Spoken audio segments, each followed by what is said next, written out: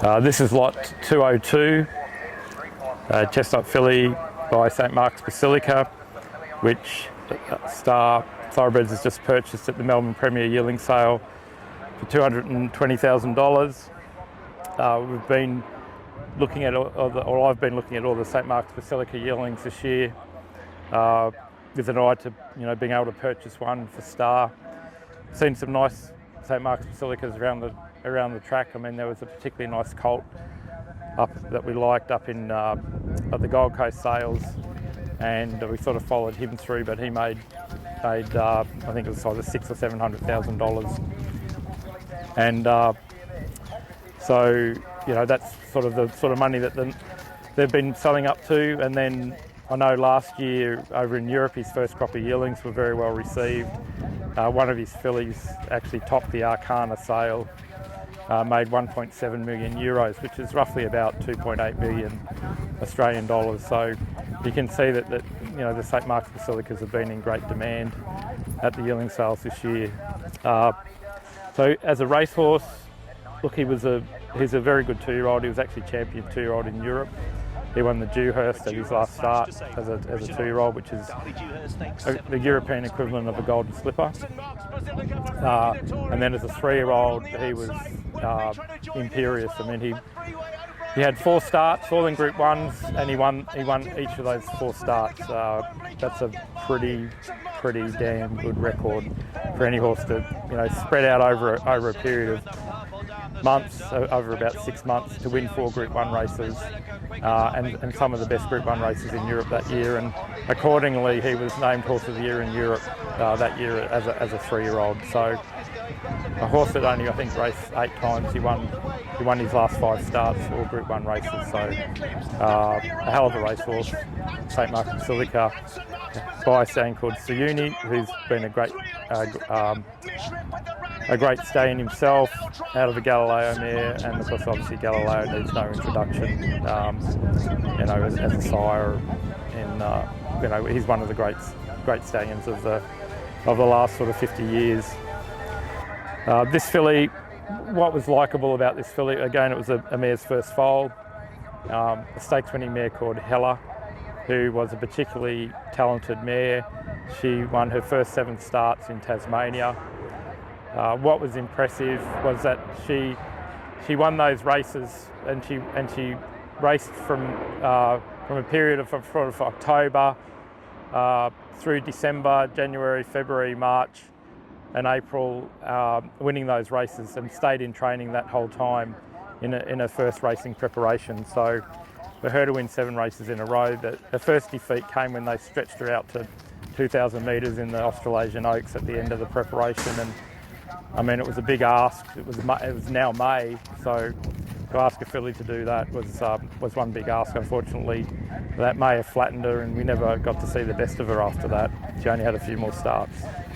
But she was a filly that was, she wasn't just winning her races by half a length or half a head. She was winning most of her races by multiple lengths, sort of 3 lengths, 4 lengths, 5 lengths, and winning ease down. So she was a highly talented filly. I'm sure that she was a filly that if she'd made it to the mainland in one piece, she would have been winning, multiple stakes races and group races here, along the eastern seaboard. But yeah, a very, very talented filly. By a staying called Night of Thunder. Now, Night of Thunder is a horse that's shuttled to Australia. He's a son of Dubawi, and look, his statistics are through the roof. His percentage of stakes winners to runners for his fillies is something like just over 16%, stakes winners to runners, and that's Danehill territory. And in fact, it's better than Redute's Choice. It's then you see the Grand Dam is by Redute's Choice. So the Night of Thunder, I just think, is nailed on to be a successful broodmare sire, especially with those sorts of stats. And look, already one of his mares has produced a stakes winner, and that's from only about a dozen runners to date out of his mares. So I just feel that, I mean, when I see Night of Thunder as a broodmare sire, it really piques my interest, and if the horse is a great physical, then I'm all over it like a rash. And this filly, she was a very good first foal. a filly that stood over a lovely bit of ground, good size filly. Just a really good way about her. Good movement, good strength. Her conformation was good. There was nothing not to like about this filly, and I'd have to say, definitely my favourite St Mark's Basilica filly that I've seen at the sales this year. And physically she was my favourite.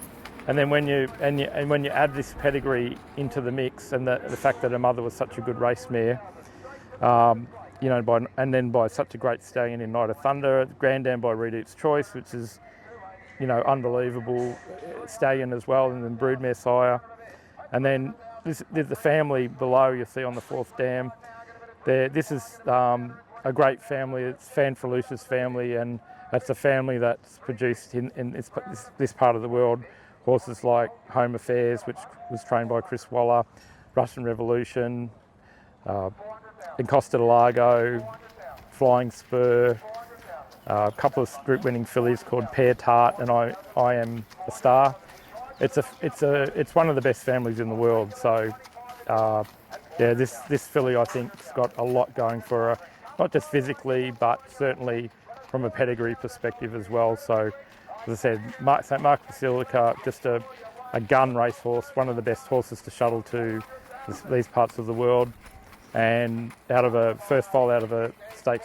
really good stakes winning Night of Thunder mare from one of the best female lines in Australasia. And I just really feel that, this filly for me, she's a very exciting prospect, and I can certainly recommend her to anyone who's interested in taking a share in her. I think this filly's got a hell of a lot going for her.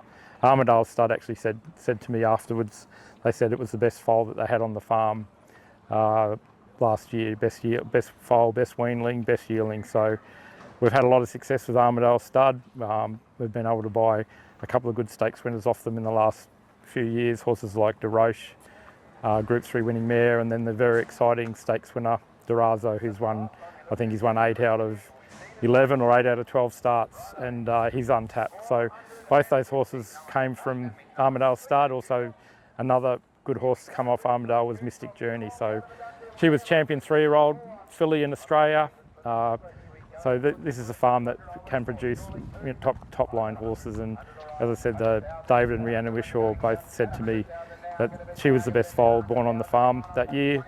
And having seen her, watched her the last few days, I've got no doubts that she's probably could be one of the best St Mark's Basilicas we'll see all year as well. So if you're interested in taking a share, don't hesitate to pick up the phone and give Denise a call, because I think you'll be doing yourself a favour.